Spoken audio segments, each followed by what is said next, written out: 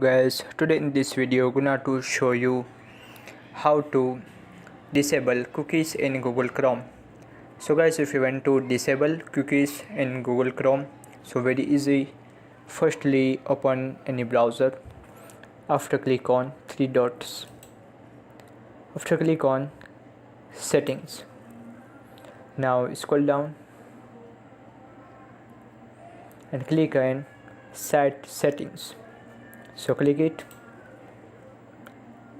scroll down,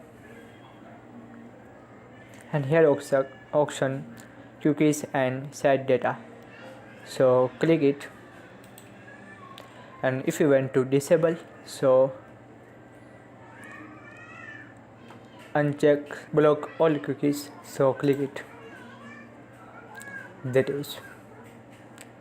So guys, this is very simple and easy method if you want to disable cookies in Google Chrome. Thank you for watching this video. Please subscribe my channel for latest update.